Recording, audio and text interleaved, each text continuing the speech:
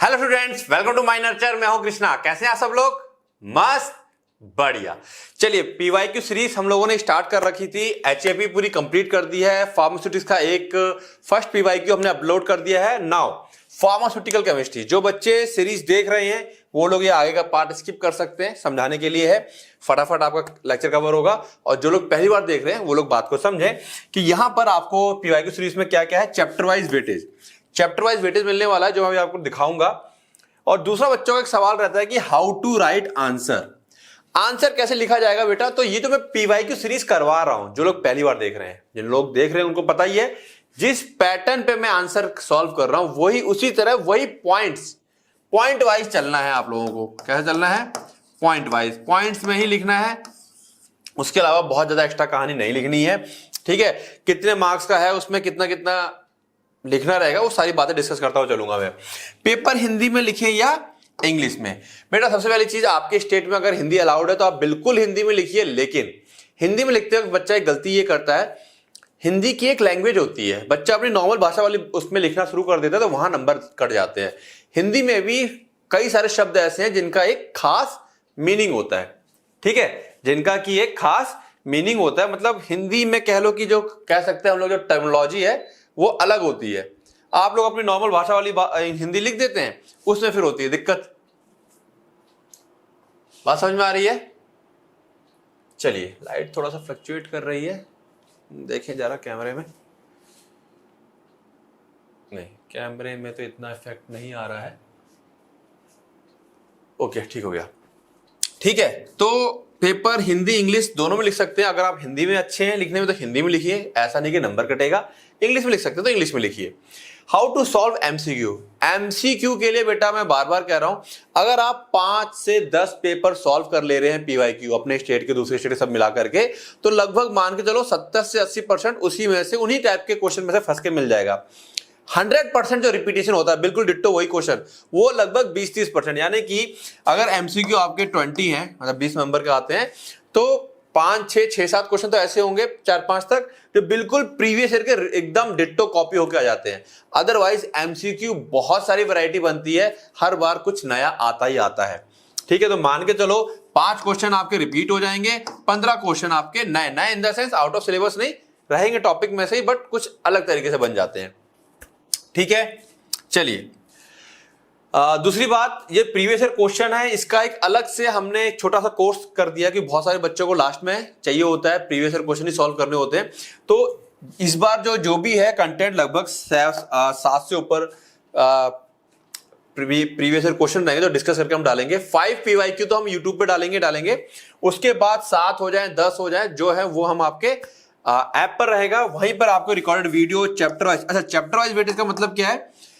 वहां पर आपको हम जितने भी पेपर करा देंगे 5 to 7 या 10, उनमें से एक पेपर में से पहले चैप्टर में से कितने क्वेश्चन आए हैं, दूसरे में से कितने क्वेश्चन आए, उनको भी ब्रेक करके हम अलग अलग निकाल देते हैं, जिससे कि अगर लास्ट टाइम पे बच्चा किसी एक चैप्टर के ही खास क्वेश्चन को देखना चाहता है तो वो अलग से उसको देखने को मिल जाता है। ये भी आपको वहां पे पीडीएफ अपलोड हो गई है। जिन बच्चों ने कोर्स ले रखा है उनको दिख रहा होगा एचएपी के अंदर, और इवन फार्मास्यूटिक्स केमिस्ट्री के अंदर भी पहले से डाल दिया है, तो वो वहां पे अवेलेबल है।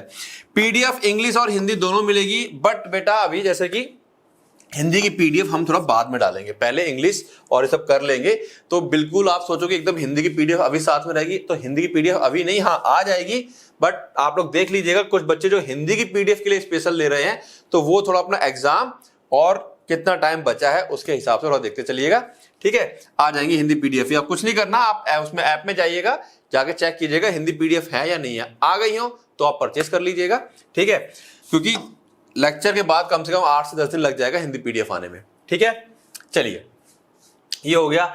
स्टार्ट करते हैं अपना चैप्टर वाइज वेटेज। यहां से ये वेटेज की वजह से बच्चा बहुत परेशान रहता है कि सर कौन से चैप्टर पढ़ लें इंपॉर्टेंट, खास करके वो बच्चे जो लास्ट मोमेंट में पढ़ाई कर रहे हैं, और वो बच्चे जो अच्छा स्कोर करना चाहते हैं, तो कौन से चैप्टर पे कम ध्यान दें। जिन्होंने सारा पढ़ रखा है उनको ये देखना है कि कौन से चैप्टर्स पे ज्यादा ध्यान देना है। ठीक है, जिससे कि ज्यादा स्कोर कर सके। जो उनको लास्ट मोमेंट में पास होने के लिए पढ़ना है, तो उनको ये देखना है कि कौन से चैप्टर पढ़ लें तो हम पास हो जाए। तो देखो बड़ा सिंपल सा वो है। मैं हमेशा, इवन जो मैंने आज से 2-3 साल पहले वीडियो बना दिया था उसमें भी समझाया था, स्टार्टिंग के 3 चैप्टर ये मैंने टिक किए थे, और ये 2 चैप्टर, केवल ये 5 चैप्टर अगर आप पढ़ के चले जाते हैं, ठीक है, तो लगभग ये 5 चैप्टर मोटा मोटा मान लें अगर, ठीक है, 2 10 30 लगभग ये 49 जा रहा है हमारे पास। तो यानी कि ये 5 चैप्टर से हम कह सकते हैं कि हमारा 40+ मार्क्स का आ जाएगा, ठीक है। ये पहला ही है और आगे भी हम देखेंगे, मैंने जो नोटिस किया है, और ऑलमोस्ट 40 के अराउंड 40 इन 5 चैप्टर से आ जाता है, ठीक है। बाकी अगर कोई बच्चा बिल्कुल कुछ और नहीं पढ़ पाया, लास्ट मोमेंट में पढ़ाई कर रहा है किसी वजह से, तो ये 5 चैप्टर, अदरवाइज जिनको अच्छा स्कोर करना है वो लोग इन 5 चैप्टर पे ज्यादा फोकस करें, यहां से क्वेश्चन ज्यादा आ रहा है। अब इन 5 चैप्टर के अलावा एक चीज और बताऊं मैं, आप लोग कुछ बच्चे चाह रहे हैं कि सर अच्छा हमारे से क्या है IUPAC सर नहीं कर पा रहे हम। जिन बच्चों को IUPAC नॉमेनक्लेचर से दिक्कत है और होगी, जो बच्चे लास्ट में पढ़ाई कर रहे हैं, बहुत ध्यान से समझना, ठीक है, जो बच्चे लास्ट में पढ़ाई IUPAC 10-15 दिन में, 15-20 दिन में, महीने भर में आप सोचो कवर हो जाएगी, इम्पॉसिबल, नहीं हो पाता, प्रैक्टिस लगती है। तो क्या करें, क्या इसको छोड़ दें, IUPAC से कितना क्या आएगा? तो बेटा मैं आप लोगों को बता दूं एक स्पष्ट बात, स्टार्टिंग के जो 3 चैप्टर हैं ये IUPAC इनमें है ही नहीं। तो यानी कि मोटा मोटा अगर हम बात मान ले, लगभग 30 नंबर या 20 से 25 नंबर इसमें IUPAC नहीं है आपकी। तो ये 3 चैप्टर आपके ये हो गए जिसमें कोई नॉमेनक्लेचर नहीं है, पहली चीज। दूसरी, इसके अलावा मैं आपको यहां दिखाऊंगा, वेरी इंपॉर्टेंट, ठीक है, कि अगर आप ये एग्जाम टिप है खास करके फार्मास्यूटिकल केमिस्ट्री के लिए, अगर आप केवल डेफिनेशन और क्लासिफिकेशन या एग्जाम्पल जो है, क्लासिफिकेशन के अंदर एग्जाम्पल्स होते हैं, ठीक है, यानी कि ड्रग्स होती है हमारी, केवल ये 2 चीजें पढ़ के चले जाओगे तो आपका 30 से 40 नंबर डायरेक्ट इसके ऊपर आने वाले हैं, डायरेक्ट दिखाऊंगा मैं अभी आपको। क्लासिफिकेशन याद है, किस कैटेगरी में कौन सी ड्रग है, मतलब जो हमारे पास एग्जाम्पल है अपने उसमें सिलेबस के अंदर, वो आप पढ़ के चले गए। और हर एक बीमारी जैसे कि डाययूरेटिक है क्या होते हैं, डायबिटीज मेलाइटिस क्या होती है, हाइपोग्लाइसेमिक एजेंट क्या है, तो इनकी डेफिनेशन पता होनी चाहिए। अगर वो डेफिनेशन सारी आपको आती हैं तो कम से कम आपके 8 से 12 नंबर की डेफिनेशन आती हैं। डायरेक्ट क्वेश्चन दिखाऊंगा आप लोगों को मैं, ठीक है। तो ये ध्यान रखना है, अगर कुछ नहीं करना है तो पूरी डेफिनेशन और ये पढ़ डालिए पूरे उसमें से, और स्टार्टिंग के ये 3 या ये 5 चैप्टर कवर कर डालिए, पास होने का सीधा फंडा, ठीक है। अब चलते हैं अपना उसकी तरफ। ओके, यहां पर एक चीज मैं आपको और बताने वाला था, ये पेपर जो है आपका MSBT का है, महाराष्ट्र वाला है, ठीक। चलिए आगे चलते हैं हम लोग। तो देखो 5 मार्क्स के 6 क्वेश्चन है जो हमें यहाँ पे सॉल्व करने हैं। पहला क्वेश्चन है, name any 2 of the following, haematinics, antacid, dental product, cathartics, यानी कि चैप्टर नंबर 3 से आया हुआ है। कह रहा है कि कोई 2 बता दो, किन्हीं 2 के नाम दो, ठीक है। तो मैंने यहाँ सबके दे दिए, तो जितना हमारे सिलेबस में मेंशन थे वो सब लिख दिया। आप कोई भी 2-2 नाम याद रख सकते हैं, ठीक है। लेकिन यहाँ पर एक मैंने जो मिस्टेक कर दी वो अब बाद में मेरे को याद आया जब लेक्चर स्टार्ट हो गया है, वो ये है कि आपको यहाँ पर कोशिश करना है कि इनको डिफाइन भी करना है। वेरी इंपॉर्टेंट, क्या करोगे, सबको डिफाइन करोगे। हिमेटेनिक्स क्या होते हैं, एंटासिड क्या होते हैं, डेंटल प्रोडक्ट्स क्या होते हैं, कैथारेटिक्स या एंटीसेप्टिक क्या है, सबको डिफाइन करोगे। और मैं हमेशा बोलता हूं कोई भी क्वेश्चन है जिस बारे में आया है, शुरुआत हमेशा डेफिनेशन से करनी है, पूछी गई हो चाहे ना पूछी गई हो, पूछी गई हो चाहे ना पूछी गई हो, शुरुआत हमेशा डेफिनेशन से करनी है। बात समझ में आ गई, ठीक है। तो ये तो डायरेक्ट एग्जांपल आपको याद करने हैं, नहीं याद है तो कुछ नहीं कर पाओगे, एग्जांपल याद है तो सब कुछ कर लेगा। कोई भी 2-2 याद कर लो, ठीक है, क्लियर है। तो यहां पे केवल याद करने के लिए था, हिमेटेनिक्स, एंटासिड, डेंटल प्रोडक्ट, ये सारे हमारे सिलेबस में चैप्टर नंबर 3 में, 3rd चैप्टर कौन सा है, इनऑर्गेनिक फार्मास्यूटिकल्स, ठीक है। चलिए आगे आते हैं। क्वेश्चन नंबर 2 है, डिफाइन वॉल्यूमेट्रिक एनालिसिस। देखो डायरेक्ट क्वेश्चन आया है। अब ये क्वेश्चन हमारे पास क्या है, 5 नंबर का है, तो ये डेफिनेशन हमारे पास 1 नंबर की हो गई। List the apparatus needed in volumetric analysis, mention the types of volumetric analysis। तो जो apparatus है ये भी आपका 1 नंबर में चला जाएगा, ये जो टाइप्स हैं ये आपका जाएगा 3 नंबर में। क्यों? क्योंकि यहां पे आपको टाइप्स को डिफाइन भी करना है। बात समझ में आ रही है। तो कहानी कुछ नहीं लिखनी है, साइंस है, खास करके ये फार्मास्यूटिकल केमिस्ट्री, केमिस्ट्री एक प्रकार की, तो कुछ भी कहानी नहीं लिखनी है। वॉल्यूमेट्रिक एनालिसिस जो आपके दिमाग में अगर है या जो डेफिनेशन पढ़ के आए हो, क्या होती है वॉल्यूमेट्रिक एनालिसिस, इसको हम टाइट्रीमेट्रिक एनालिसिस भी कहते हैं, टाइट्रेशन करना, ठीक है ना। यहाँ पे हम क्वांटिटेटिवली ये क्वांटिटेटिवली एनालिटिकल मेथड होते हैं, किसी सॉल्यूशन के अंदर कितना कोई केमिकल मौजूद है उसको हम जांच लेते हैं, कितनी क्वांटिटी उसे पता लगाते हैं। Used to determine the concentration of a solution, solution के कंसंट्रेशन सांद्रता पता लगाते हैं by measuring the volume of standard solution. अच्छा, जिन बच्चों को बिल्कुल वॉल्यूमेट्रिक एनालिसिस नहीं पता है बेटा, तो वो अगर मैं यहाँ पे एक्सप्लेन भी करूंगा ना तो वो चीजें डायरेक्ट हो सकता है समझ में कम आएंगी। फिर बता रहा हूं मैं, जिन लोगों ने पढ़ रखा थोड़ा बहुत आइडिया है वो फटाफट समझते चलेंगे, क्योंकि यहाँ पे बहुत सारे टर्म्स आने वाले हैं। ठीक है, तो कह रहे जो स्टैंडर्ड सोल्यूशन होता है सबको पता होगा, हम लोग ब्यूरेट में वो कर लेते हैं, हम लोग स्टैंडर्ड सोल्यूशन भर लेते हैं। नीचे फ्लास्क में हमारे पास एनालाइट होता है। स्टैंडर्ड सोल्यूशन जो टाइट्रेंट कहते हैं ऊपर से गिरता रहता है, याद आ गया। ठीक है, required to react completely with the analyte, कितना ऊपर से हमको इसमें ये टाइट्रेंट डालना पड़ता है कि कलर चेंज आ जाए, जो इंडिकेटर होता है उसको मेजर करके कैलकुलेट करते हैं, डिटेल में लेक्चर में समझाया हुआ है। अब एपरेटस क्या क्या इस्तेमाल होते हैं, ब्यूरिट, पिपिट, ये रही हमारी ब्यूरिट। पिपिट क्या होती है, जिससे हम खींचते हैं, जो एक तरह से बड़ा सा होता है, क्या बोलते हैं उसे, ड्रॉपर टाइप का। कोनिकल फ्लास्क, ये रहा हमारा कोनिकल फ्लास्क। इंडिकेटर यूज करते हैं और स्टैंडर्ड सॉल्यूशन यूज करते हैं। ठीक है, now types of volumetric analysis. ठीक है, स्टैंडर्ड सॉल्यूशन क्या होता है, सॉल्यूशन ऑफ नोन कंसंट्रेशन, जिसका कंसंट्रेशन हमें पता होता है। ठीक है, okay. Types of volumetric analysis, जो 4 या 5 प्रकार के हमारे सिलेबस में, वो आप बता दोगे। पहला क्या है, एसिड बेस टाइट्रेशन। इसमें क्या होता है, titration in which acid react with base to form salt and water. Acid को बेस से या बेस को एसिड से रिएक्ट करवाते हैं। एक एग्जांपल दे देंगे, HCl, हाइड्रोक्लोरिक एसिड, NaOH, ये बन जा रहा है करके। ठीक है, इसमें आप क्या करना है, आपको डेफिनेशन तो पक्का देनी है, डेफिनेशन पक्का देनी है, बाद में आपने एग्जांपल और इंडिकेटर इसमें क्या हो रहे हैं, दे चाहे ना दे, बट एग्जांपल याद रहे ना रहे, इंडिकेटर याद है तो इंडिकेटर दे दो। देखो ये फार्मास्यूटिकल केमिस्ट्री है, यहाँ पर पॉइंट समझने हमें लिखना कैसे है। ठीक है, नॉन एक्वस टाइट्रेशन, सेम ऐसा ही होता है, एसिड बेस जैसा ही होता है, बस फर्क इतना होता है नॉन एक्वस। यहाँ पे हम लोग पानी का इस्तेमाल नहीं कर पाते। क्यों, क्योंकि हमारा जो वो है सॉल्यूट है जो मिलाते हैं वो खुलता नहीं है अच्छे से। ठीक है, it is a method determining the strength of substance using a solvent other than water. पानी के अलावा जब कुछ और इस्तेमाल करते हैं तो वो नॉन एक्वस कहलाता है। खास करके उन सब्सटेंस के लिए होता है दैट आर इनसॉल्युबल, जो कि इनसॉल्युबल है, डिसॉल्व नहीं होते हैं, और वीकली आयनाइज्ड इन वाटर, या जो पानी में वीकली आयनाइज्ड है। ठीक है, यूज्ड फॉर वीक एसिड्स और वीक बेस। तो बात की जाए कि कौन है जिनका हमको नॉन एक्वस टाइट्रेशन करना पड़ रहा है, तो जो वीक एसिड और वीक बेस होते हैं वो पानी में कम डिसॉल्व होते हैं, तो हम उसका इस्तेमाल नहीं करते पानी का। सॉल्वेंट जो यूज होते हैं खास करके ग्लाइसियल एसिटिक एसिड और बेंजीन या मेथनॉल का इस्तेमाल किया जाता है।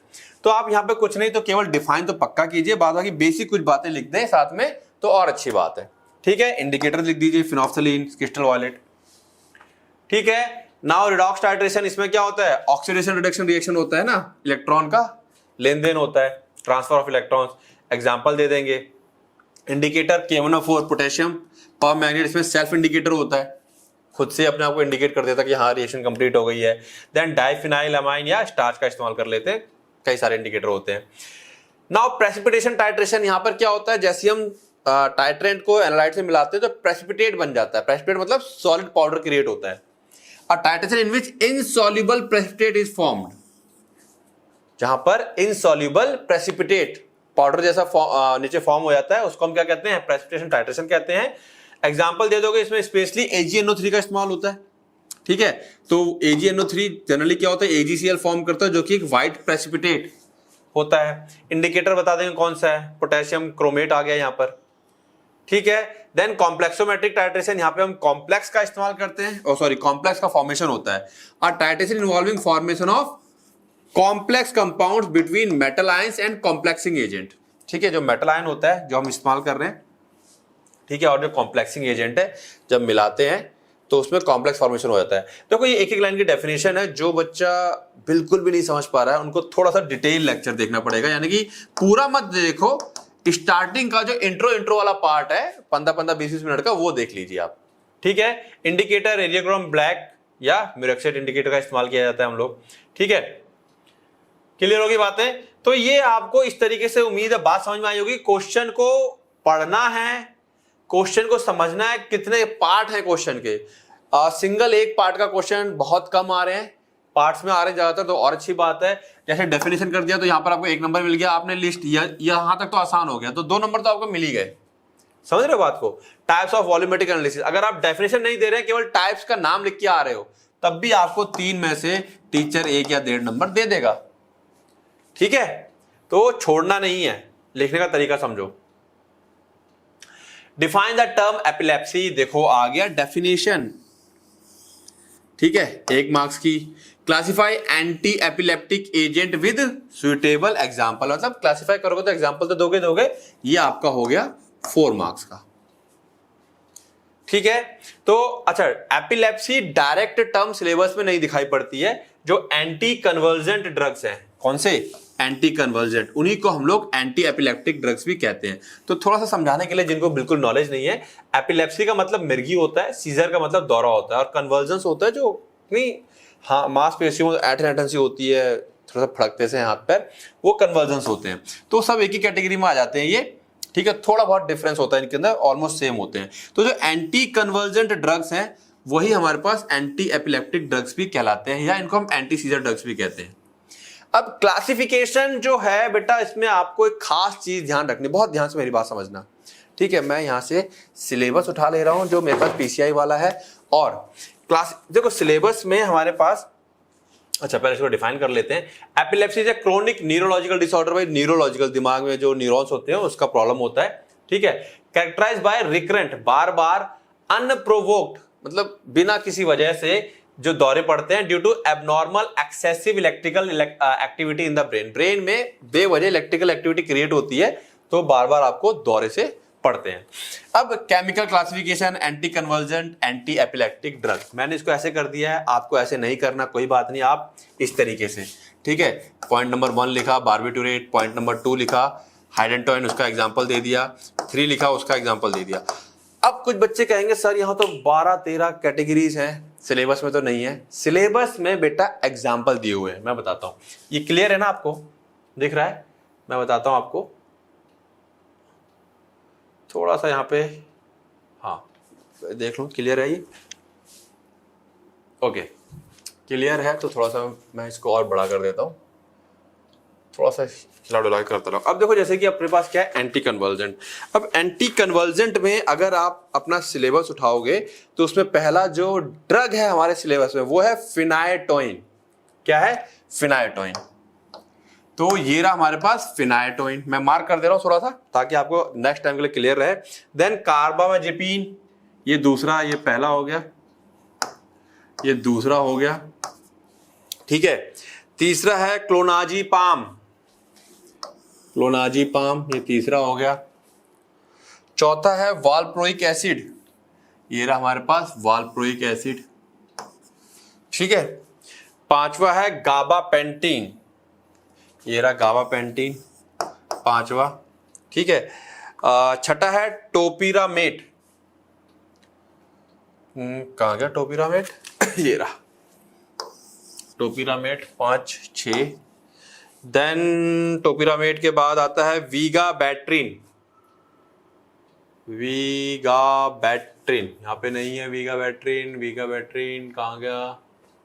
वीगाबैट्रिन छठा, देन 7वां, और उसके बाद है लेमोट्रिजीन, लेमोट्रिजीन, ये रहा, यानी कि 8, टोटल 8 ड्रग है। अब बच्चे परेशान इसलिए हो जाते हैं कि सर याद कैसे करें। देखो ये है एग्जाम्पल्स, आपको याद करनी पड़ेगी, और हमारे सिलेबस में साफ साफ मेंशन है। अब मैं थोड़ा छोटा कर दूं इसे, ठीक है, साफ साफ मेंशन है कि हमको केमिकल क्लासिफिकेशन, ध्यान रखना नेट वगैरह पे 2 तरह की क्लासिफिकेशन मिल जाएगी। एक हमको फार्माकोलॉजिकल क्लासिफिकेशन ज्यादातर दिखाई पड़ती है नेट पर, जो कि फार्माकोलॉजी के हिसाब से होती है कि कौन सी दवा बॉडी के किस पार्ट पे क्या असर कर रही है।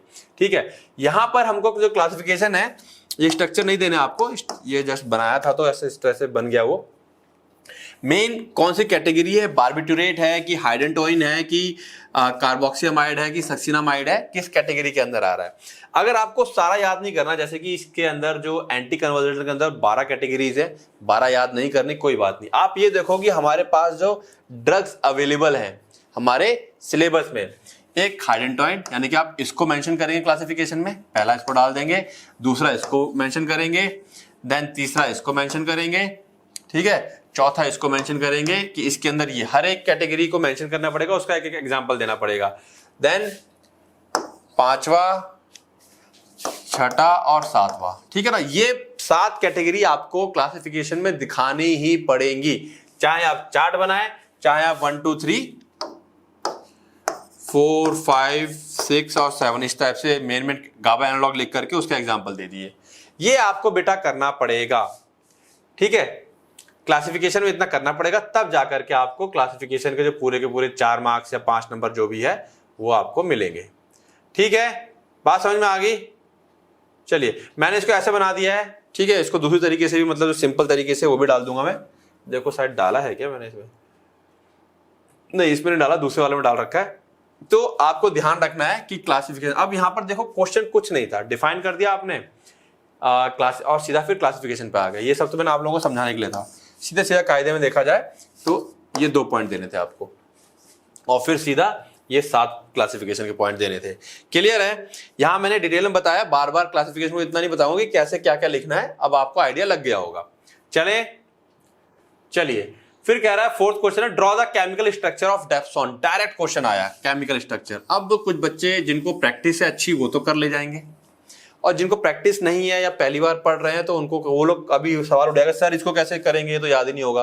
तो बिल्कुल भूल जाइए इसको आप। जो बच्चे बिल्कुल प्रैक्टिस नहीं है, अब लास्ट मोमेंट अगर आपका है तो बिल्कुल भी इसको याद करने की कोशिश ना करें, ठीक है। छोटे मोटे कुछ 2-4 आएंगे, उनको आप याद कर लेना, बाद बाकी छोड़ दो। केमिकल नेम, अब इसमें आप क्या कर सकते हो, यूजेस, ठीक है ना, और फॉर्मुलेशन और स्टोरेज कंडीशन, यानी कि 5 नंबर का है, ठीक है। जो केमिकल स्ट्रक्चर हो गया 1 नंबर का, केमिकल नेम 1 नंबर का, यूजेस 1 नंबर का, फॉर्मुलेशन 1 नंबर का, 1 2 3 4 और ये 5। तो देखो घबराने की जरूरत नहीं है। अगर आपको स्ट्रक्चर, केमिकल नेम और स्ट्रक्चर नहीं आता है तो केवल 2 नंबर कटे आपके। अगर इस टाइप के क्वेश्चन आ रहे हैं तो आपका फायदा है।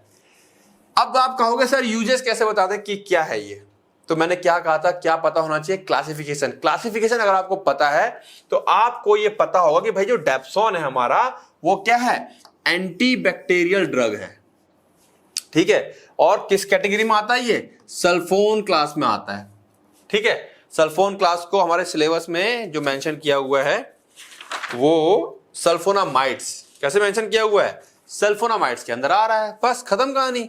अच्छा सल्फोनामाइड है, एंटीबैक्टीरियल है, यूज खटाक से बता दोगे अब तुम, ठीक है। स्टोरेज कंडीशन, स्टोरेज कंडीशन किसी की भी आ जाए, जितनी बार भी आ जाए, 2 3 4 पॉइंट जो खास खास मैं आपको पहले ही बताया है, फिर बता दे रहा हूं। स्टोरेज कंडीशन जब भी आ जाए, क्या दे दोगे इसका स्टोरेज कंडीशन का, कि स्टोर एट रूम टेम्परेचर, ठीक है। पहला डू नॉट, अच्छा ये हो गया, ठीक, स्टोर एट रूम टेम्परेचर आ गया, और इसमें 2-3 पॉइंट थे, रूम टेम्परेचर, एक और था, चलिए बताता हूं मैं क्या क्या है। हाँ, protect from light, store in well close container, keep in cool and dry place, ये common store at room temperature. ये 4 पॉइंट आप आंख बंद करके सभी की स्टोरेज कंडीशन में लिख सकते हैं। तो यानी कि आप कहीं पे भी स्टोरेज कंडीशन आ रही है तो ये आपका 1 मार्क्स क्लियर हो गया।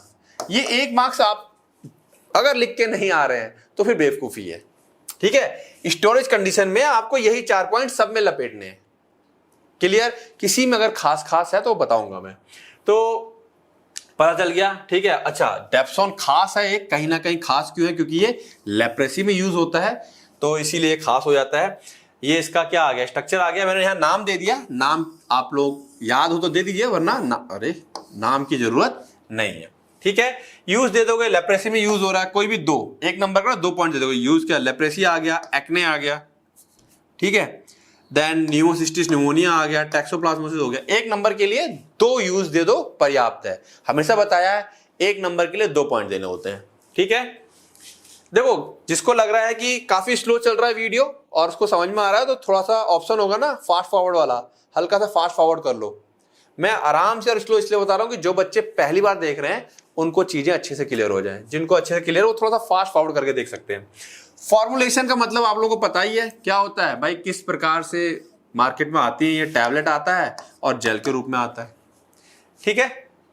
ये फॉर्मुलेशन हो गया। फॉर्मुलेशन तो आंख बंद करके लिख दोगे, ठीक है। कॉमन है टैबलेट, कॉमन होता है, तो आप टैबलेट तो लिख के ही दोगे, ठीक है। और अगर आपको याद है कि अच्छा स्किन के लिए है तो जेल लिख सकते हो, क्रीम लिख सकते हो, ठीक है। बात समझ में आ रही है? थोड़ा सा कॉमन सेंस लगाना है, ठीक है। चलिए question number 5, explain reaction and principle involve in limit test of arsenic. अब ये क्वेश्चन बिल्कुल अगर याद है तो ठीक है, अदरवाइज दिक्कत है। And draw a neat level sketch of Gutzeit apparatus, ये इंपॉर्टेंट है, गर्जेट अपरेटस पूछा जाता है कई बार। देखो reaction and principle involve in limit test, ये आपका हो गया कहीं ना कहीं 2.5 नंबर का, बल्कि ये कह लो कि 3 नंबर का, और ये अपरेटस आपका हो गया 2 नंबर का, ठीक है।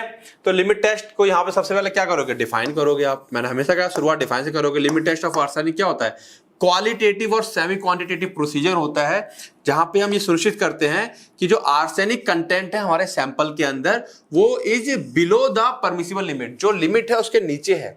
हम ये चेक कर रहे हैं impurity, arsenic as a impurity या हाँ इम्प्योरिटी कितना मौजूद है, हमने जो ड्रग बनाकर तैयार कर लिया है, ठीक है।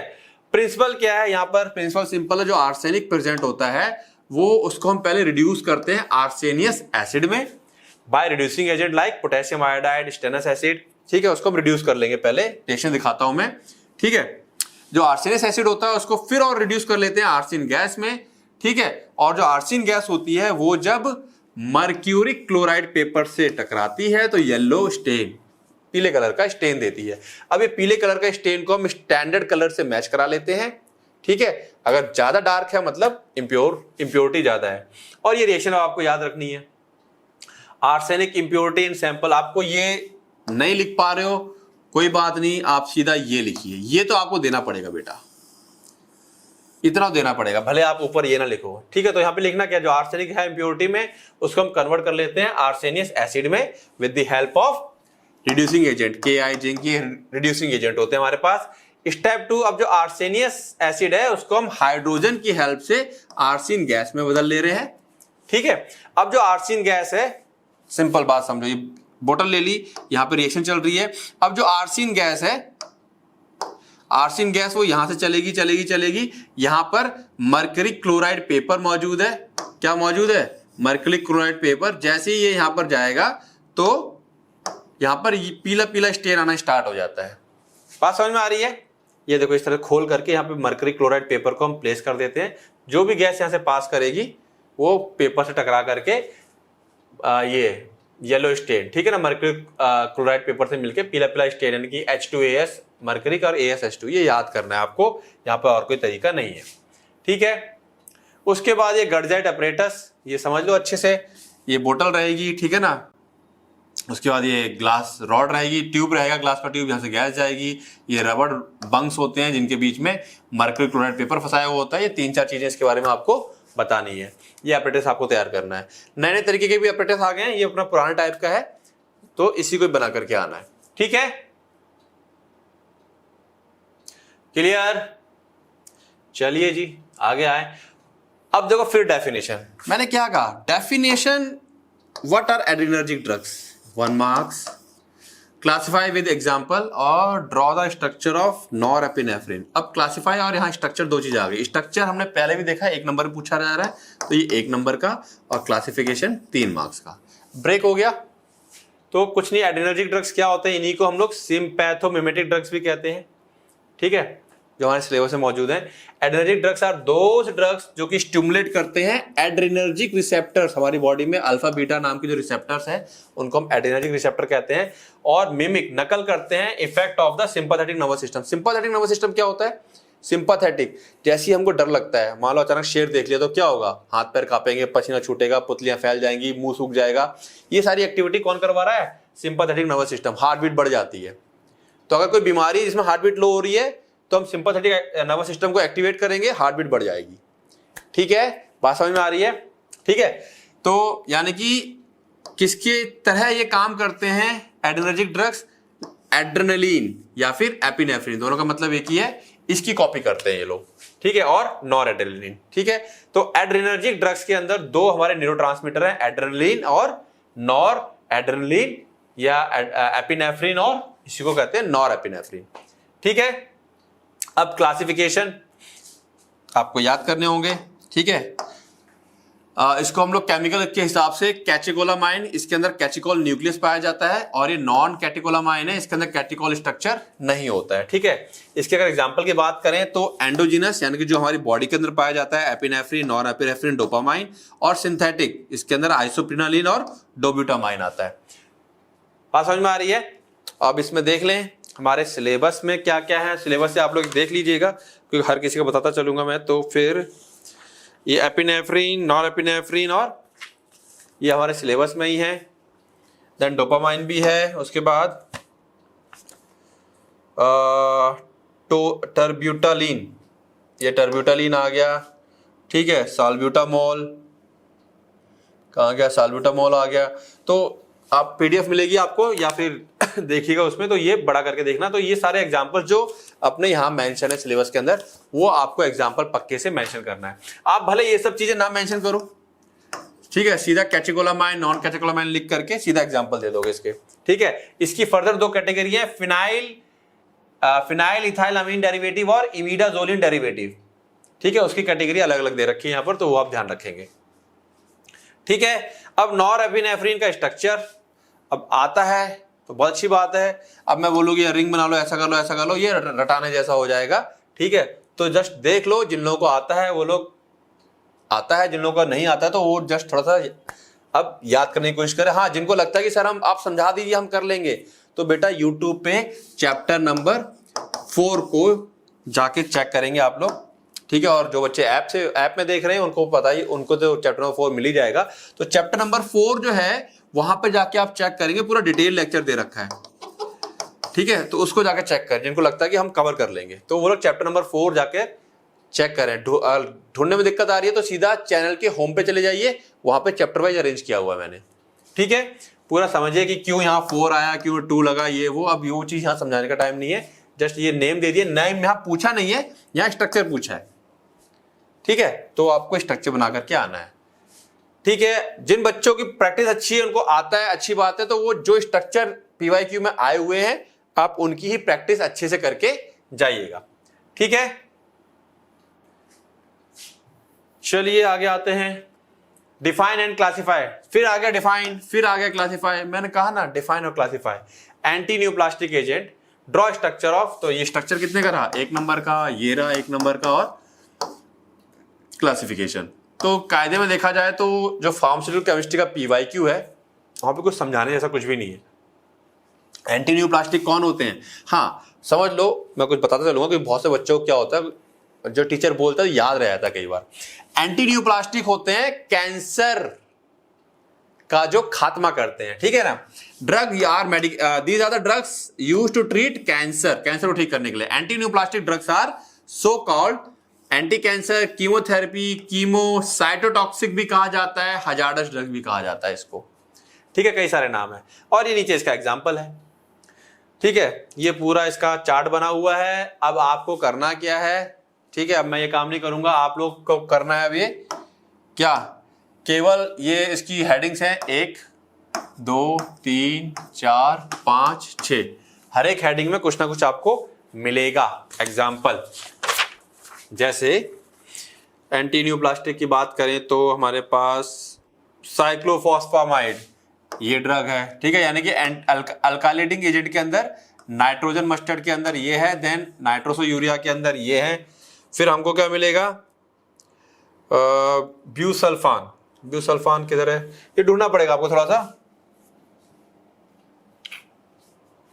ये रहा ब्यूसल्फान, अल्काइल सल्फोनेट्स के अंदर ब्यूसल्फान है। ये फर्दर हेडिंग है अल्काइलेटिक एजेंट के अंदर। ये 1 2 3 4 5 6 हेडिंग है। 6 हेडिंग के अंदर ये नीचे फिर एग्जाम्पल है।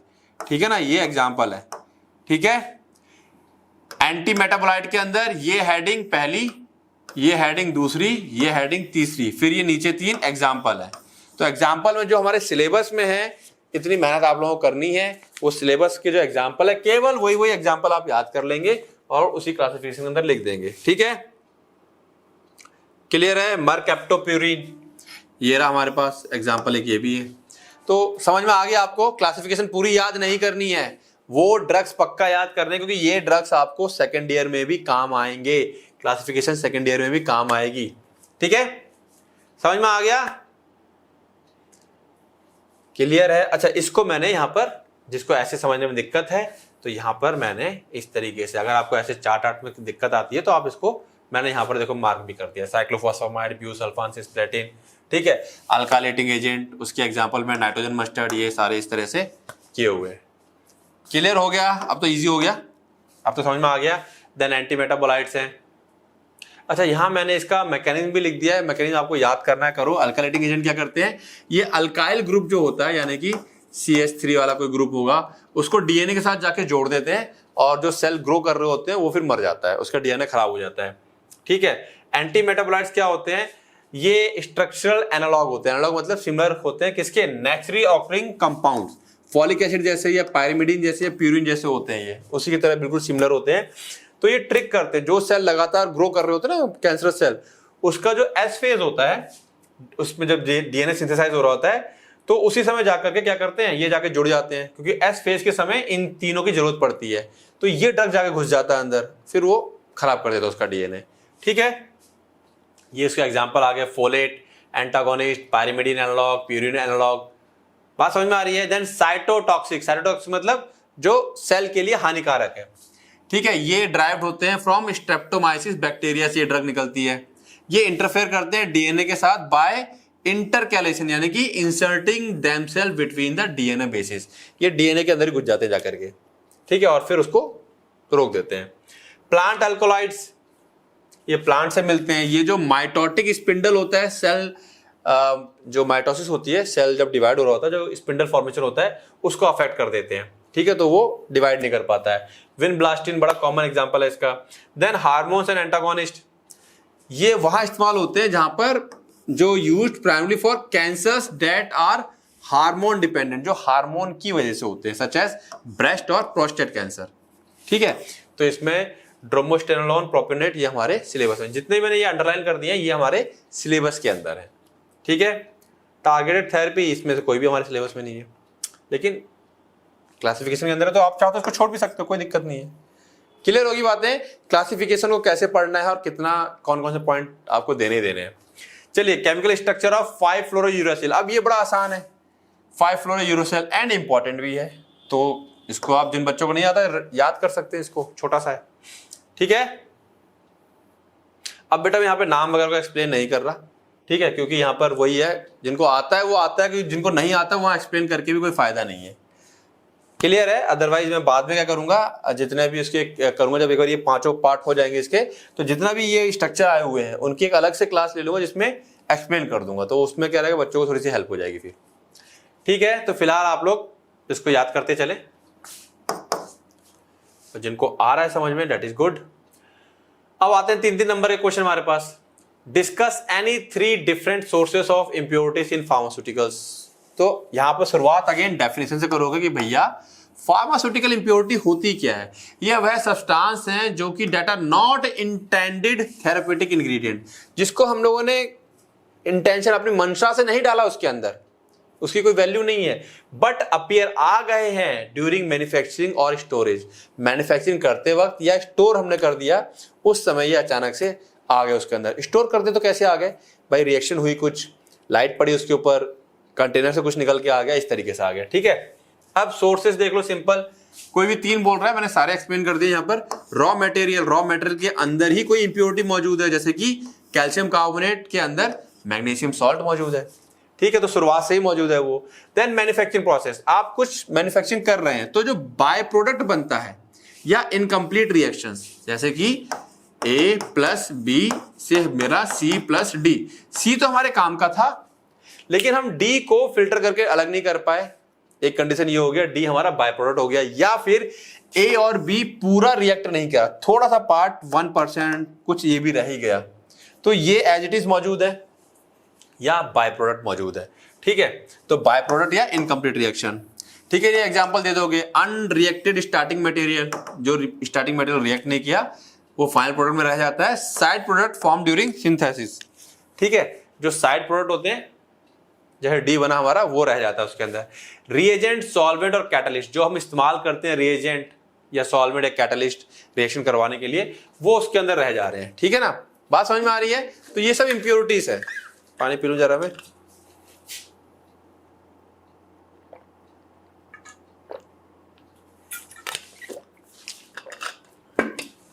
चलिए, तो रेसिडुअल सॉल्वेंट मतलब जो सॉल्वेंट हमने यूज किया था वो कुछ रेसिड्यू, उसका कुछ बचा हुआ पार्ट रह गया, जैसे इथेनॉल है, मिथेनॉल है। कैटलिस्ट जो हमने इस्तेमाल किया निकल पैलेडियम, वो बचा रह गया उसके अंदर, ठीक है ना। तो अब समझ में आ रहा होगा। एनवायरमेंटल कंटेमिनेशन, कोई इंप्योरिटी आ गई सराउंडिंग से, जैसे डस्ट पार्टिकल आ गया है, मॉइस्चर आ गया है, या कोई गैस आके घुस गई है उसके अंदर, कोई माइक्रोब आ गया है हवा से, तो हो गया कंटेमिनेट। स्टोरेज कंडीशन की बात करें तो decomposition due to external factor, दवा रखे रखे स्टोर की थी हमने, वो रखे रखे क्या हो गई, डिकम्पोज हो गई। डिकम्पोज मतलब खराब होना शुरू हो गई, कुछ अलग तरह की रिएक्शन स्टार्ट हो गई, जैसे ऑक्सीडेशन हो गया, डिकम्पोजिशन बाय लाइट, फोटोलिसिस हो गई, हाइड्रोलिसिस, पानी कहीं से पहुंच गया तो हाइड्रोलिसिस हो गया, तो कुछ नए तरह का केमिकल बन जाता है अंदर। जो हम कंटेनर या क्लोजर का इस्तेमाल कर रहे हैं, दवा हमारी उसके बाद क्या कर जाती है, इंटरेक्ट कर जाती है। Example, leaching of alkali from glass container, glasses से जो अल्काली है वो लीच होकर के दवाइयों में आ जाता है। Plasticizer from plastic container, plastic container के अंदर प्लास्टिसाइजर केमिकल का इस्तेमाल किया जाता है, वो कई बार निकल करके हमारी मेडिसिन में आ जाता है, ठीक है। बात समझ में आ रही है। तो ये सारी इंप्योरिटीज हैं, कोई भी 3 बता नहीं थी आपको, आपने बहुत सारी मैंने बता दिया, आप कोई भी याद जो आराम से रह जाओ कर लेना, ठीक है। चलिए, माइक्रोबियल कंटेमिनेशन, बैक्टीरियल ग्रोथ हो गई, सिरप के अंदर रखे रखे बैक्टीरिया कोई था वो पनप गया उसके अंदर, ठीक है, फंगल ग्रोथ हो गई है। अब फिर से देखो, classify anti malaria, draw structure of chloroquine, तो ये तो हो गया 1 नंबर का, क्लासिफाई हो गया 2 नंबर का। अब एंटी मलेरियल है तो शुरुआत तो हमेशा डेफिनेशन से करोगे। ये मेडिसिन इस्तेमाल होती हैं किसको रोकने के लिए, मलेरिया को, जो कि कॉज होता है प्लाज्मोडियम पैरासाइट से। सिंपल डेफिनेशन इतनी दे दोगे। देन क्लासिफिकेशन, यहाँ पे सिंपल मैंने 12 तरह के कैटेगरीज में तोड़ा गया है इसको। Cinchona alkaloid, 4 amino quinolones, di amino pyrimidines, 8 amino quinolines, sulphonamides and sulphones, sesquiterpene lactones, इसे हम आर्टिमिसिनिन भी कहते हैं, ठीक है। ये उसके एग्जांपल से आगे, तो जिन पे कलर किया हुआ है ये हमारे सिलेबस में मौजूद है। क्लियर है बातें, बात समझ में आ रही है। चलिए, अब स्ट्रक्चर, क्लोरोक्विन फॉस्फेट का थोड़ा सा बड़ा सा स्ट्रक्चर है, तो याद रखेंगे इसको। कैसे याद रखेंगे, जिनकी प्रैक्टिस अच्छी है उनको पता होगा, जिनकी प्रैक्टिस अच्छी नहीं वो लोग क्या बनाएंगे, पहले इतना इतना बना लेंगे, फिर उसके बाद 1 2 3 4 ये याद रखेंगे। इस टाइप से तरीके हैं इसके, ठीक है। 1 2 3 एंड 4, ठीक है। 1 पे और 4 पे एन और एन लगा हुआ है, तो ये थोड़ा सा ये रटने वाली बात हो जाएगी, तो यहाँ पे इसलिए ज्यादा इसको एक्सप्लेन नहीं कर रहा मैं, क्योंकि ये जिनकी प्रैक्टिस अच्छी है लास्ट मोमेंट में वही लोग कर पाएंगे, अदरवाइज बाकी लोगों को थोड़ी दिक्कत आएगी। बाकी लोगों को लगता है कि नहीं अभी हमारे पास टाइम, मैं कर लूंगा, तो फिर क्या करना है, चैप्टर नंबर 4 को अच्छे से कवर कर डालो, ठीक है। और जो बच्चे ऐप में हैं, जो जिन बच्चों का ऐप है, उनको मैंने अलग से पूरे सारे के सारे नॉमेनक्लेचर का अलग से लेक्चर लेके अलग से डाला हुआ, 16-17 लेक्चर हैं, याद होगा आप लोगों को, तो वो लोग वहां से कर सकते हैं, ठीक है। चलिए, give storage stability, uses and brand name of drug penicillin G, ठीक है। Storage stability 1 marks, uses 1 marks, brand name 1 marks. जिस तरीके से मैंने स्टोरेज कंडीशन के लिए एक चीज बताई थी आपको, जिससे मैं बोलने वाला रामबाण था वो, कि सब में इस्तेमाल हो जाएगा वो, ठीक है। तो वो उसी तरह जो ब्रांड नेम है बेटा, ये भी खुद से बनाया जा सकता है। जी हाँ, ब्रांड बहुत सारे मौजूद हैं, अब कुछ तो खास है ही हैं, तो याद होने चाहिए, याद होने अच्छी बात है। वरना जैसे पेंसिलिन है, इसका ब्रांड नेम है ना, पेंसिलिन से पेंटाजी कर दिया, ठीक है, और आप पीसीजी कर दिया, इस तरह से कई आप खुद से क्रिएट कर सकते हैं। ब्रांड में आपको एक नाम लिखना है, दवाइयों जैसा जो लगे, और याद है तो अच्छी बात है, ठीक है। क्लियर है बातें। तो स्टोरेज और ब्रांड नेम, ये नंबर आप मिस नहीं करेंगे। अब यूजेस आप तभी कर पाएंगे अगर आपको पता है कि पेनिसिलिन जी किस कैटेगरी में आती है।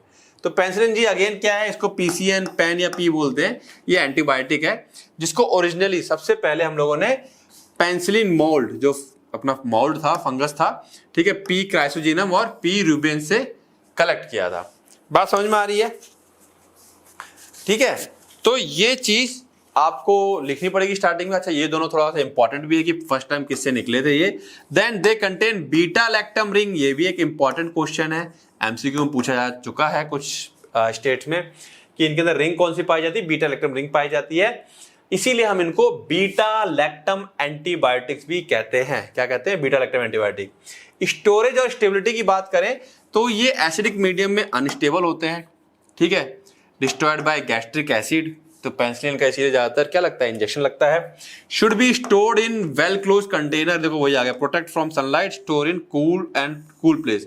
अब क्योंकि जो इंजेक्शन होते हैं उनको 2 से 8 डिग्री पर रखना पड़ता है, ठीक है, फ्रिज में रखना पड़ता है, फ्रीजर में नहीं, जमाना नहीं है हमें।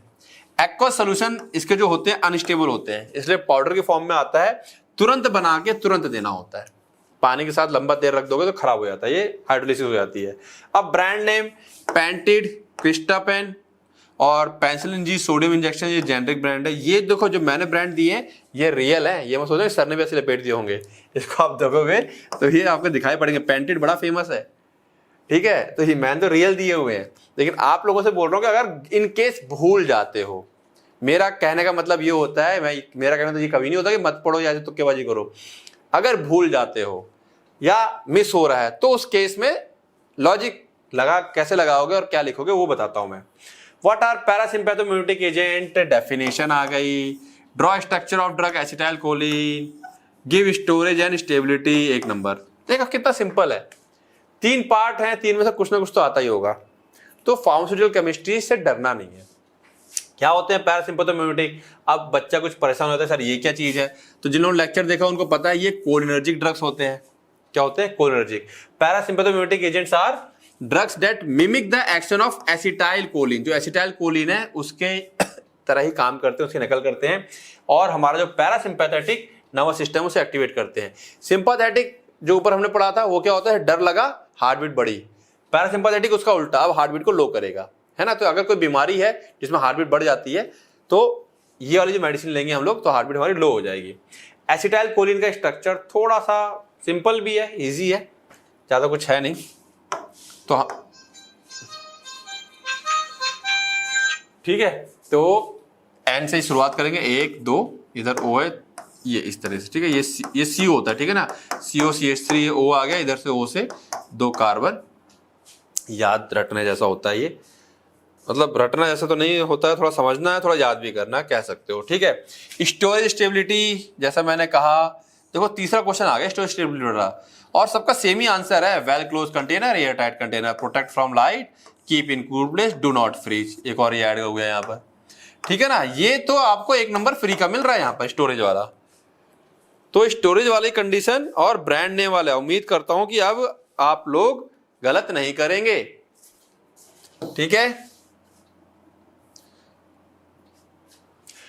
स्टेबिलिटी, ये एक्वा सॉल्यूशन में अनस्टेबल होता है, अल्काली के द्वारा स्टेबिलिटी अलग से लिखना तो अलग से लिख सकते हो, अदरवाइज इसको आप कंबाइन कर सकते हो, स्टोरेज एंड स्टेबिलिटी लिख करके, ठीक है। एक ही कंबाइंड होता है एक्चुअली ये, ठीक है ना, उसी के अंदर ही आ जाएगा पार्ट। अदरवाइज स्टेबिलिटी को थोड़ा सा अगर 1-2 पॉइंट एक्स्ट्रा आपको आते हैं तो अच्छी बात है, लिख दीजिए, destroyed by alkali, more stable in acidic medium, 1-2 point अगर याद है तो, अदरवाइज कोई बात नहीं। डिफाइन एंड क्लासीफाई, डिफाइन करना है 1 नंबर, क्लासीफाई करना है, और ड्रॉ द स्ट्रक्चर। तो अब देखो डिफाइन एंड क्लासीफाई, क्लासिफिकेशन भी यहाँ पे 1 नंबर का रह गया और स्ट्रक्चर आपका 1 नंबर का हो गया। अब देखो क्लासिफिकेशन 5 मार्क्स के क्वेश्चन में 3 नंबर की, वही क्लासिफिकेशन 3 मार्क्स में 1 मार्क्स की, हो गया भेदभाव, ठीक है, लेकिन करना पड़ेगा, ठीक है। तो सेडेटिव और हिप्नोटिक्स को आप डिफाइन कर दोगे। ये क्या होता है सेडेटिव? जो कि हमारी एक्साइटमेंट, जो अंदर बेचैनी होती है, बहुत ज्यादा मन तड़प रहा है या घूम रहा है, ओवर थिंकिंग हो रही है, उसको क्या शांत कर देता है ये, लेकिन विदाउट इंड्यूसिंग स्लीप, नींद नहीं लेके आएगा। अब हिप्नोटिक्स, ये आपको प्रोड्यूस स्लीप, ये स्लीप जैसा आपको नेचुरल स्लीप जैसी वो लेके आएंगे, अच्छा नींद आ रही है और सो जाओगे आप, ठीक है। क्लासिफिकेशन बेंजोडाइजेपिन, बार्बिट्यूरेट और नॉन बेंजोडाइजेपिन, इसकी और भी कैटेगरी थी लेकिन मैंने 3 में समेट दिया इसको, ठीक है। इसमें फर्दर 3 कैटेगरी आ जाएंगे, शॉर्ट एक्टिंग जो कम समय के लिए काम करती है, इंटरमीडिएट जो थोड़ा लंबे समय के लिए, लॉन्ग एक्टिंग जो 24 घंटे से ज्यादा समय काम करती है। सेम उसी तरह बार्बिट्यूरेट आ जाएगा और नॉन बेंजोडाइजेपिन। अब आपको करना क्या है, इसके अंदर जो जो हमारे सिलेबस में है, डायजिपाम वगैरह जो हमारे सिलेबस में है उनको आप पक्का मेंशन करके आएंगे क्लासिफिकेशन में, ठीक है। ये स्ट्रक्चर आ गया इसका सिंपल सा, क्लियर है बातें। तो फार्मास्यूटिकल केमिस्ट्री में बात समझ में आ रही होगी आपको कि यहाँ पर कुछ वैसा समझाने जैसा नहीं है जैसे कि HAP में समझाने जैसा था, यहाँ पे तो डायरेक्ट क्वेश्चन है और आंसर करो उसका, क्योंकि क्लासिफिकेशन को समझाने के लिए है नहीं, वो तो याद करना है। ठीक है, नाउ गिव द स्ट्रक्चर। यहाँ पे मेन चीज आपको समझानी थी कि पैटर्न क्या है। Give the structure, structure 1 marks का, केमिकल नेम 1 मार्क्स का और यूजेस 1 मार्क्स का। उम्मीद है ये चीज आपको समझ में आ गई होगी। फ्रूसमाइड, अब शुरुआत डेफिनेशन से करोगी, होता क्या है, ये हमारा लूप डायूरेटिक है, यानी कि डायूरेटिक है, टॉयलेट करवाता बहुत ज्यादा। ठीक है ना, कहाँ एक्ट करता है, लूप ऑफ हेनली में। अब डेफिनेशन क्यों लिख दी, क्योंकि पूछा गया तो कल को एमसीक्यू में आ सकता है कि ये लूप डायूरेटिक है या क्या है, कहाँ काम करता है, हेनलिस लूप में काम करता है। हेनलिस लूप याद है नेफ्रॉन के अंदर। केमिकल नेम और स्ट्रक्चर ये आ गया इसका, केमिकल नेम पूछा है, स्ट्रक्चर केमिकल नेम ये रहा हमारे पास। ठीक है, यूजेस ऑब्वियसली बात है, यूरिन को पास कराता है, तो अगर बॉडी में कहीं स्वेलन है, बॉडी फ्लूइड इकट्ठा हो रहा है हार्ट फेलियर की वजह से या किडनी डिजीज की वजह से, तो फ्लूइड को पास कराएगा। हाइपरटेंशन में बीपी को पानी पास करा देगा, यूरिन ब्लड के अंदर से बीपी लो हो जाता है। Acute pulmonary oedema, swelling, lungs के आसपास स्वेलिंग है, मतलब पानी भर गया है, तो उसको निकालने में हेल्प करता है। हाइपर कैल्शियमिया, अगर बॉडी में कैल्शियम बहुत ज्यादा है तो एक्सक्रीट करा देगा यूरिन से। हाइपर कैलेमिया, अगर पोटेशियम बहुत ज्यादा है तो उसको यूरिन से पास करा देगा। इन सब कंडीशन में हम लोग इसका यूज करते हैं, और यूज 1 नंबर का है तो कोई भी 2 पॉइंट दोगे तो चल जाएगा। ठीक है, अगेन डिफाइन डायबिटीज मेलाइटस, क्या है ये, डिफाइन। ठीक है, क्लियर है। चलिए, तो डायबिटीज मेलाइटिस आ गया। ड्रॉ स्ट्रक्चर ऑफ मेटफॉर्मिन, अब स्ट्रक्चर जो है मेटफॉर्मिन का and give its popular brand name. तो डायबिटीज मेलाइटिस क्या होता है, जब बॉडी में शुगर बढ़ जाती है। क्यों बढ़ जाती है, क्योंकि इंसुलिन की कमी हो जाती है। ठीक है, तो उसको डिफाइन कर देंगे, diabetes mellitus is a chronic metabolic disorder. Chronic, लंबे समय तक चलती है, लंबे समय तक चलती रहती, खत्म नहीं होती है। Characterized by high blood glucose level, जिसको कि हम हाइपरग्लाइसेमिया कहते हैं। यहाँ डेफिशिएंसी हो जाती है इंसुलिन सिक्रीशन की या इंसुलिन एक्शन की, या दोनों की। ठीक है, या तो इंसुलिन बॉडी से निकलना बंद हो जाता है या काम करना बंद कर देता है। केमिकल नेम और स्ट्रक्चर आ गया मेटफॉर्मिन का, ये रहा। ठीक है, स्ट्रक्चर पूछा, नाम नहीं पूछा है, तो ये ध्यान रखें, जहां पे भी ये होता है इस टाइप का जॉइंट होता है, वहां सी होता है, पता है ना। चलिए, ब्रांड नेम ग्लाइसिफेज बहुत कॉमन है, ग्लूकोफेज, ग्लूकोफॉर्मिन, ठीक है, सेटापिन, ये डाल दो। मैंने जो ब्रांड लिखे हैं वो ओरिजिनल है, आपके लिए बताए थे मैंने। ठीक है ना, फिर से देखो, what are narcotic analgesic, definition 1 marks, give classification with example 2 marks. ठीक है, तो उम्मीद है क्वेश्चन आपको बात समझ में आ गई। क्लासिफिकेशन डेफिनेशन पे ही पूरा अपना फार्मास्यूटिकल केमिस्ट्री चलने वाली है। अब कौन से चैप्टर को पढ़े अच्छे से वो मैंने बताए हैं। तो नार्कोटिक एनाल्जेसिक क्या है, इसको हम ओपियोइड एनाल्जेसिक भी कहते हैं। नार्कोटिक्स जिससे थोड़ा सा नशा जैसा हो जाता है, ये दर्द कम करते हैं और नींद लेके आ जाते हैं। नार्कोटिक एनाल्जेसिक या drugs that relieve severe pain, जो सीवियर पेन है उससे हमें छुटकारा दिलाते हैं, रिलीफ दे देते हैं। On the act on the central nervous system, हमारे सीएनएस पे काम करते हैं, ब्रेन में। कहाँ काम करते हैं, ओपियोइड रिसेप्टर्स, इसके बारे में डिटेल थोड़ा सा पढ़ोगे सेकेंड ईयर में। And may produce sleep and dependence, ये स्लीप और डिपेंडेंस को क्रिएट करते हैं। ठीक है, एग्जाम्पल क्या है, मॉर्फिन, हेरोइन, ये इसके एग्जाम्पल आ जाएंगे। केमिकल क्लासिफिकेशन, फिनेंथ्रीन डेरिवेटिव जो 3 रिंग स्ट्रक्चर होता है उसके अंदर मॉर्फिन आ गया। फिनाइल पिप्रिडीन डेरिवेटिव, जो फिनाइल पिप्रिडीन होता है। अब ये फिनाइल पिप्रिडीन थोड़े से नाम याद करने पड़ेंगे आपको, ठीक है ना। इसके अंदर पिप्रिडीन रिंग होती है। देन डाइफिनाइल हेप्टेन डेरिवेटिव, ठीक है, कंटेन 2 फिनाइल रिंग्स, इसके अंदर क्या है 2 फिनाइल रिंग्स होती हैं। बेंजोमॉर्फिन डेरिवेटिव्स, मॉर्फिन एंड डेरिवेटिव्स, ठीक है, उसके एक एग्जांपल दे देंगे आप। गिव यूजेस, अब डायरेक्ट यूज दे दिया यहां पर। अब ये क्वेश्चन कुछ लोगों को लगेगा बड़ा टफ है, बट मैं कह रहा हूं बड़ा इजी है। क्यों, आपको पता होना चाहिए क्लोरप्रोमाजीन किस कैटेगरी में आता है, यानी कि क्लासिफिकेशन क्लोरामफेनिकोल और प्रोप्रानोल किस कैटेगरी में आते हैं ये, ठीक है ना। तो जैसे कि क्लोरप्रोमाजीन ये क्या है, एंटीसाइकोटिक है, तो साइजोफ्रेनिया, मैनिया, तुरंत यूजेस याद आ जाएगा। क्लोरामफेनिकोल ब्रॉड स्पेक्ट्रम एंटीबायोटिक है। अब एंटीबायोटिक जो ठीक करता है, फीवर का नाम दे दिया, बैक्टीरियल मेनिंजाइटिस नाम दे दिया। अब ये नाम नहीं देने, कुछ और नाम ये दे दो, ठीक है, लेकिन नाम देने आपको। प्रोप्रानोल ये नॉन सिलेक्टिव बीटा ब्लॉकर है, हाइपरटेंशन में यूज होता है ज्यादातर, तो हाइपरटेंशन है, एंजाइना पेक्टोरिस है, एरिथमिया है, यहाँ पे इसका नाम दे दोगे इसका। बात समझ में आई? तो ये किस कैटेगरी में है, कौन सी क्लासिफिकेशन के अंदर आ रहा है, अगर ये आपको पता है तो आप सटाक से बहुत जल्दी से इसको क्या कर दोगे, बता दोगे। यूजेस, तो यूजेस भी आसान है। तो अगर आपको क्लासिफिकेशन आता है, डेफिनेशन आता है, तो आप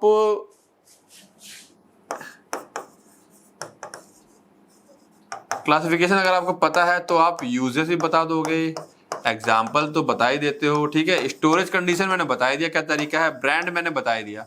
तो बताओ बचा क्या फिर?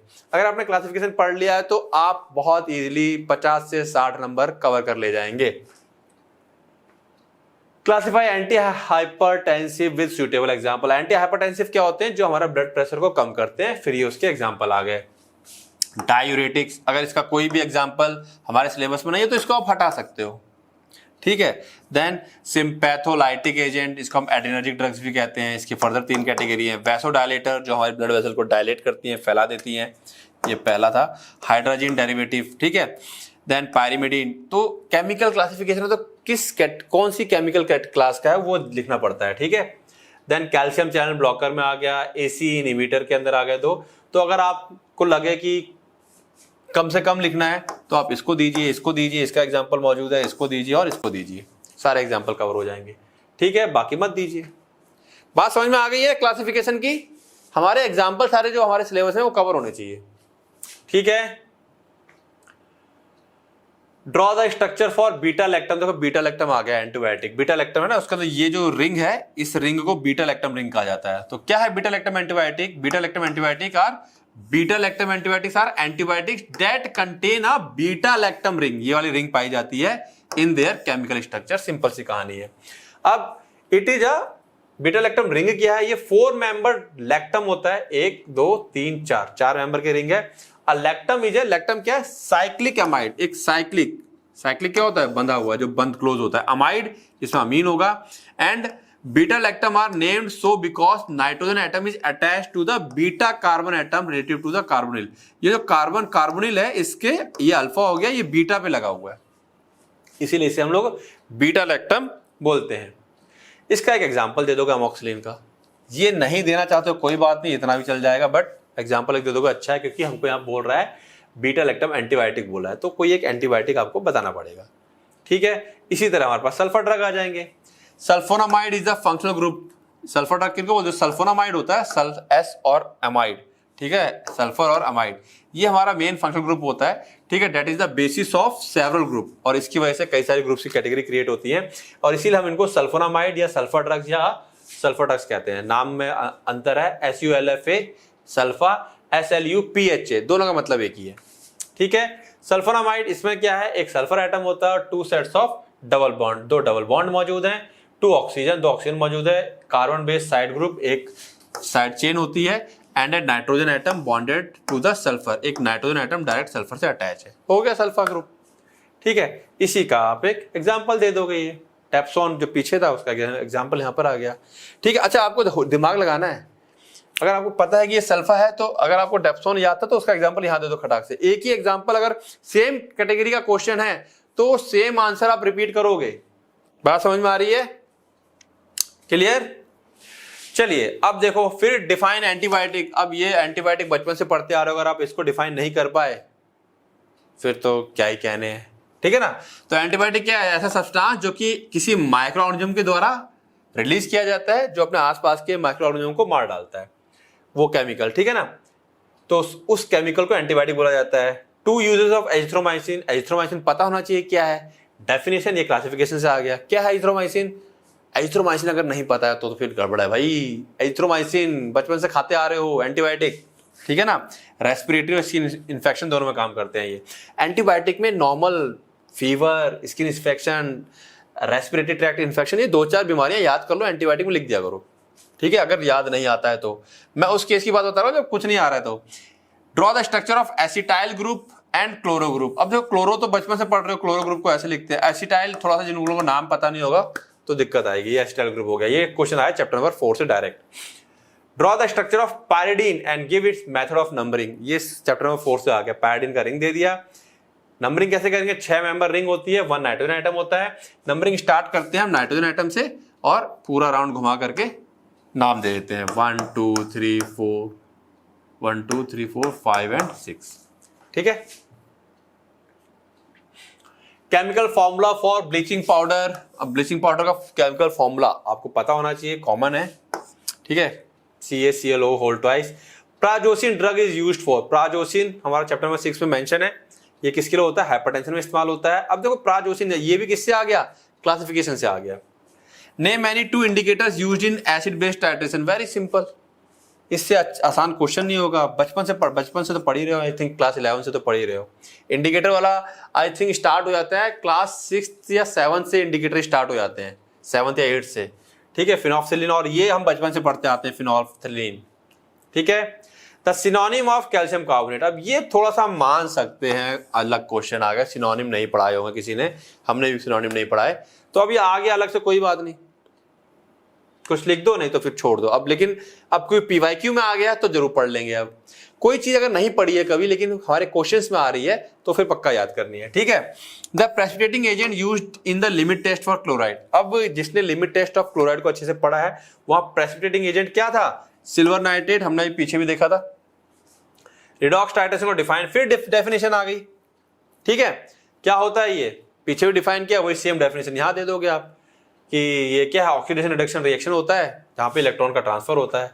Draw the structure of atropine sulphate. ये स्ट्रक्चर थोड़ा सा पेचीदा भी है, जिनकी प्रैक्टिस अच्छी होगी वही लोग बना पाएंगे, अदरवाइज दिक्कत आएगी। ठीक है, तो डरना नहीं है कि IUPAC नहीं आती, स्ट्रक्चर नहीं आती, उसके बावजूद अच्छे नंबरों से पास हो जाओगे। ठीक है, तरीका मैं बता चुका हूं, मैं पूरे इस पेपर में यही बताया है। Doxycycline belong to the structural class of antibiotic, again classification से टेट्रासाइक्लिन में आता है ये। ठीक है, IUPAC नेम ऑफ पैरासीटामोल, जिसको पैरासीटामोल तो वैसे बड़ा बेसिक सा है कुछ। अच्छा, मैं एक चीज बोलूंगा, जो बड़ी बेसिक सी दवाइयां आपने सुन रखी है ना, बड़ी कॉमन, उनके नाम अगर आप पढ़ते हो तो उनका आप IUPAC वगैरह पक्का उनके वो स्टार भी होना चाहिए, पता ना, जिनके वो स्टार है वही है। तो स्टार वाले ऐसे ड्रग्स जो बड़े, जैसे पैरासीटामोल है, डाइक्लोफेनेक है, अगर कोई ऐसे ड्रग्स आपके सुनाए हैं तो उनका IUPAC और स्ट्रक्चर पक्का याद कर लीजिएगा। बहुत 90% से ज्यादा संभावना होती है कि बड़ा कॉमन एस्प्रिन है, ये पैरासीटामोल आ गया, यही पूछे जाते हैं। ठीक है, full form of NSAID, non steroid anti inflammatory drugs, simple है ये। इंडोल रिंग का स्ट्रक्चर, ये डायरेक्ट आ गया क्वेश्चन। स्ट्रक्चर जिन बच्चों को याद होगा बना ले जाएंगे। अच्छा, यहाँ पे ऑप्शन गिवन थे तो ऑप्शन मैंने यहाँ नहीं डाले, आपको एग्जाम में ऑप्शन मिलेंगे, कई बार बिना ऑप्शन के भी आ जाता है question. State whether true force, antacid main for constipation, नहीं, एंटासिड एसिड के लिए होता है, पेट के कॉन्स्टिपेशन कब्ज के लिए नहीं होता, फॉल्स हो गया। ठीक है, डिफाइन नॉन एक्वस टाइट्रेशन, पीछे हमने डिफाइन कर दिया, वही है जहां पर हम लोग पानी का इस्तेमाल नहीं करते हैं टाइट्रेशन के दौरान। Gravimetric analysis is semi quantitative method, true और फॉल्स, नहीं, ये पूरा क्वांटिटेटिव मेथड है। यहाँ पे हम लोग वेट करते हैं, तब निकालते हैं कि कितना हमारा कंपाउंड के अंदर प्योर सब्सटेंस मौजूद है। एटिनोलॉल के 2 यूजेस, एटिनोलॉल पता है किस कैटेगरी में आता है तो यूज बता ले जाओगे आराम से। ठीक है, हाइपरटेंशन एंड एंजाइना, ठीक, यानी कि ये कार्डियोवास्कुलर में चला गया। Name 2 anti depressant drug, again classification पता है तो ये आंसर कर ले जाओगे। तो 1 मार्क्स वाले क्वेश्चन एंड क्लासिफिकेशन, यानी कि जो मैंने कहा क्लासिफिकेशन एंड डेफिनेशन ही आपको बहुत आराम से 50 से 60 नंबर दिलवा देगी। क्लियर है बातें? ये बात आपको समझ में आ गई? ठीक है, ये पेपर बेटा MSBT का था, और अभी क्योंकि एग्जाम जैसे आ रहे हैं तो पूरे पेपर, लास्ट 5 पेपर MSBT के ही डिस्कस करेंगे फटाफट। उसके अच्छे क्वेश्चंस होते हैं, वो सब जगह वैलिड रहेंगे। ठीक है ना, तो MSBT वाले बच्चों का फायदा भी हो जाएगा, इससे बाकी का भी फायदा हो जाएगा कि ये पेपर मेरे पास सारे अवेलेबल हैं, तो इन्हीं को डिस्कस कर दे रहे हैं हम। ठीक है, तो क्या करना है आपको? पढ़ना है, रिवाइज करना है और रिवाइज करना है, बिना रिवीजन के काम नहीं होगा। पैटर्न समझते जाओ, कैसे आंसरिंग करनी है, बाद बाकी सब चीजें आसान है। ओके, चलिए मिलते हैं नेक्स्ट PYQ में। All the best.